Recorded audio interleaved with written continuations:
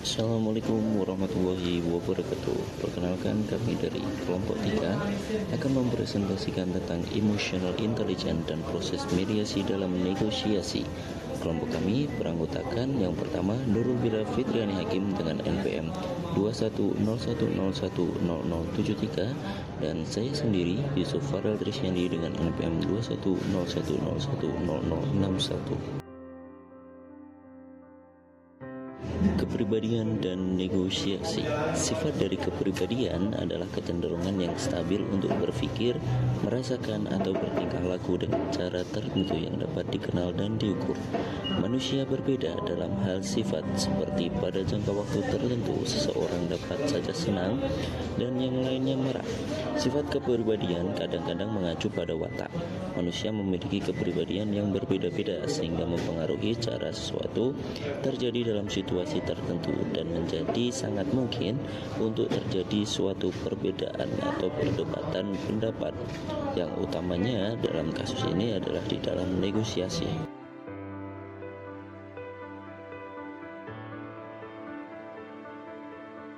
Selanjutnya, dalam pendekatan kepribadian, yang pertama, gaya manajemen konflik, di mana perbedaan sifat individu dalam manajemen konflik terkait dengan gaya penyelesaian. Individu cenderung menggunakan gaya tertentu dalam berkomunikasi dan berinteraksi, meskipun tidak sesuai dengan situasinya, namun biasanya individu dengan kerjasama yang baik justru cenderung dapat mendominasi. Nah, ini bisa kita lihat di mana orang-orang yang bisa memanajemen konflik dengan baik, mereka akan lebih diuntungkan atau bisa memenangkan negosiasi. Yang kemudian adalah orientasi nilai sosial, orientasi pro diri sendiri, di mana bernegosiasi dengan lebih kolaboratif dibandingkan individu yang egois.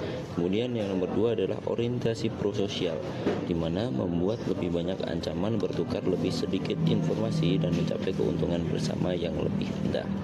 Jadi di sini bisa dibandingkan ketika orientasi pro diri sendiri dan juga orientasi pro sosial itu memiliki tujuan yang berbeda sesuai dengan maksud dan tujuannya. Yang ketiga adalah kepercayaan interpersonal. Ini adalah harapan seorang individu terhadap keandalan komunikasi orang lain yang dipengaruhi oleh pengalaman sebelumnya. Perilaku kepercayaan ini bersifat saling mempengaruhi, di mana kepercayaan dapat membentuk respon dari pihak lain dalam interaksi sosial. Nah, biasanya orang-orang yang menggunakan kepercayaan interpersonal akan menyewa seorang agen untuk mewakili dirinya sendiri. Kemudian kesuksesan diri dan locus control atau self-efficacy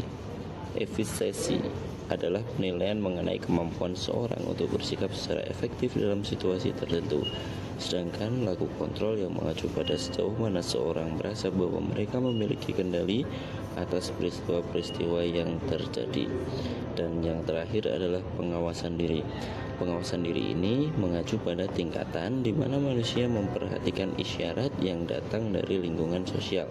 Pengawasan diri yang tinggi adalah memperhatikan faktor eksternal, informasi antar individu yang muncul pada lingkungan sosial, dan lebih cenderung untuk melakukan informasi sebagai isyarat untuk bagaimana mereka seharusnya bersikap.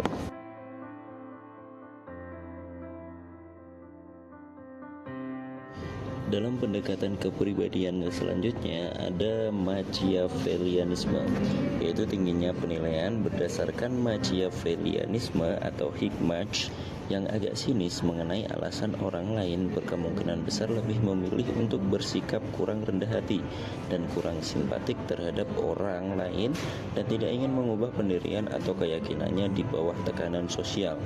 High match dirasakan sebagai tindakan yang lebih mungkin untuk tahan atau kuat yang melanggar norma sosial dan lebih cenderung menyokong penerapan kecurangan interpersonal.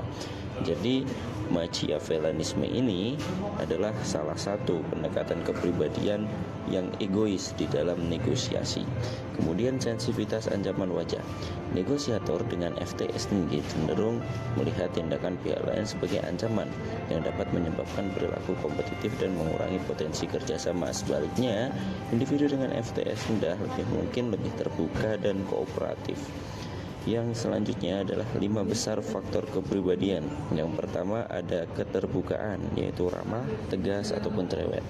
Yang kedua persetujuan, yaitu fleksibel, kooperatif, dapat dipercaya. Pun penuh kehati-hatian, yaitu bertanggung jawab, terorganisasi, berorientasi pada pencapaian.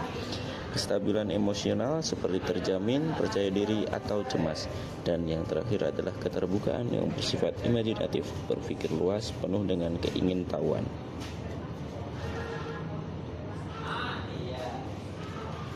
Selanjutnya, adapun kemampuan dalam negosiasi.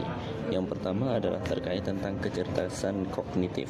Kemampuan kognitif mengacu pada mental yang sangat umum, yaitu kemampuan di antara hal-hal lain yang dapat meliputi kemampuan untuk mengemukakan alasan, rencana, memecahkan permasalahan, berpikir secara abstrak, memahami ide-ide yang rumit, belajar dengan cepat, dan belajar dari pengalaman. Kemampuan kognitif ditunjukkan untuk mempengaruhi pemberian alasan, pembuatan keputusan, kapasitas pengolahan informasi, pembelajaran, dan beradaptasi untuk berubah.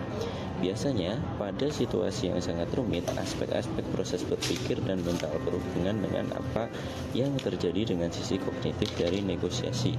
Kemampuan kognitif orang dapat memprediksi proses dan hasil negosiasi.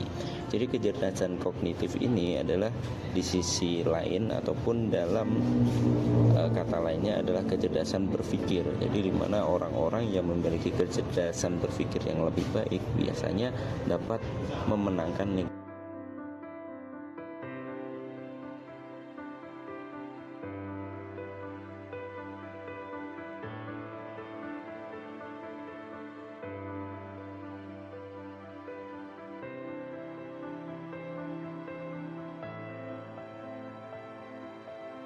Baik, selanjutnya ada kecerdasan emosional. Nah, kecerdasan emosional di sini didefinisikan oleh para ahli itu sebagai cakupan yang tersendiri, yaitu yang berkaitan dengan kemampuan untuk merasakan dan mengungkapkan emosi secara akurat. Selain itu, adalah kemampuan untuk mengakses emosi dalam memfasilitasi pemikiran, serta kemampuan untuk memahami dan menganalisis emosi, dan terkait juga dengan kemampuan untuk mengatur dengan tepat emosi seseorang dan yang lainnya.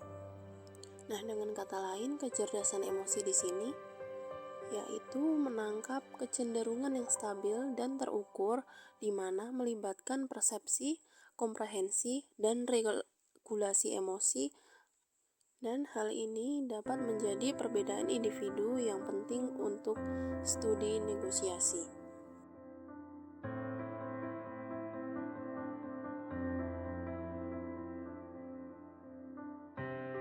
Oke, next. Selain kemampuan dalam mengelola kecerdasan emosional, kemampuan dalam menilai sudut pandang itu juga menjadi hal yang penting untuk kita dalam melakukan proses negosiasi. Nah, kemampuan untuk menilai sudut pandang di sini dapat diartikan sebagai suatu kapasitas negosiator untuk memahami, mengerti, dan merespon suatu argumen yang dibuat oleh orang atau kelompok lain selama proses negosiasi untuk memprediksi taktik atau strategi orang lain. Mengingat bahwa negosiasi itu pada dasarnya adalah mengenai menyelesaikan konflik melalui saling ketergantungan dan komunikasi, akan masuk akal untuk menganggap bahwa kemampuan menilai sudut pandang itu merupakan suatu perbedaan individual dalam interaksi sosial. Salah satu pada umumnya itu bermanfaat dalam negosiasi dan situasi lainnya yang melibatkan resolusi konflik. Namun, pada prosesnya dalam menilai sudut pandang, terkadang terjadi suatu fenomena yang disebut sebagai egoisme reaktif, di mana pertimbangan terhadap kemungkinan tindakan egois dari orang lain itu akan mendorong mereka untuk bersikap egois sebagai balasannya. Maka dari itu, untuk melihat melampaui sudut pandang sendiri itu harus dilakukan dengan hati-hati. Kemudian kita dapat melakukan suatu pendekatan alternatif, yaitu mempelajari negosiator yang sukses.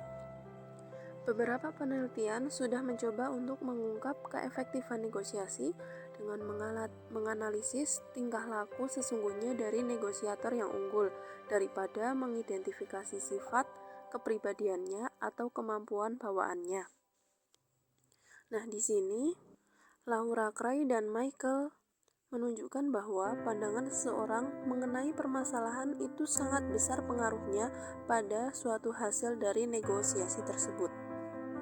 Dalam beberapa rangkaian percobaan, mereka memisahkan tingkah laku negosiasi dan penampilan dari individu yang mempercayai bahwa kemampuan bernegosiasi itu sudah tetap, dan ini disebut dengan teori kesatuan. Dan ada pula individu yang percaya bahwa kemampuan bernegosiasi itu dapat diubah dan ditingkatkan. Hal ini dapat kita sebut dengan teori tambahan. Jika terdapat nilai dalam mempercayai bahwa negosiasi memiliki dua teori tersebut, di sini terdapat juga nilai yang mencoba untuk memahami tindakan orang-orang yang memang sudah ahli dalam bidangnya. Ada 3 pendekatan yang telah digunakan untuk mempelajari perilaku negosiator yang sukses. Yang pertama yaitu membandingkan negosiator superior dan negosiator yang berkemampuan rata-rata dalam negosiasi yang sebenarnya. Yang kedua, dengan membandingkan negosiator ahli dan amatir dalam simulasi negosiasi. Dan yang ketiga, terakhir, membandingkan negosiator yang berpengalaman dan negosiator awam dalam simulasi negosiasi. Tentunya, masing-masing dari pendekatan ini memiliki kekuatan dan kelemahan. Tidak ada satupun yang ideal, namun penelitian ini memang menyediakan beberapa wawasan mengenai cara bagaimana negosiator superior itu bersikap. Untuk materi selanjutnya terdapat mediasi. Mediasi adalah suatu upaya penyelesaian konflik dengan melibatkan pihak ketiga yang netral, di mana yang tidak memiliki kewenangan untuk mengambil keputusan yang membantu pihak-pihak yang bersengketa dalam mencapai penyelesaian atau solusi yang diterima oleh kedua belah pihak. Nah, untuk kewenangan mediator sendiri, di sini mediator berkewajiban untuk menyatakan mediasi telah gagal jika salah satu pihak atau para pihak atau kuasa hukumnya itu telah 2 kali berturut-turut tidak menghadiri pertemuan mediasi sesuai dengan jadwal pertemuan mediasi yang telah disepakati atau telah 2 kali berturut-turut tidak menghadiri pertemuan mediasi tanpa alasan setelah dipanggil secara patut. Nah, sebelum para pihak menandatangani kesepakatan, di sini mediator berwenang untuk memeriksa materi kesepakatan perdamaian untuk menghindari adanya kesepakatan yang bertentangan dengan hukum atau yang tidak dapat dilaksanakan atau yang memuat iktikat tidak baik. Untuk tugas-tugas mediator di sini, yang pertama, mediator bertugas untuk mempersiapkan usulan jadwal pertemuan mediasi kepada para pihak untuk dibahas dan disepakati. Yang kedua, mendorong para pihak untuk secara langsung berperan dalam proses mediasi. Yang ketiga, apabila dianggap perlu, mediator dapat melakukan kaukus. Kaukus adalah suatu pertemuan mediator dengan salah satu pihak yang tanpa dihadiri oleh pihak lainnya. Dan yang keempat, mediator bertugas untuk mendorong para pihak untuk menelusuri dan menggali kepentingan mereka serta mencari berbagai pilihan penyelesaian yang terbaik untuk para pihak. Baik, cukup sekian materi emotional intelligence dan proses mediasi dalam negosiasi yang dapat kami sampaikan.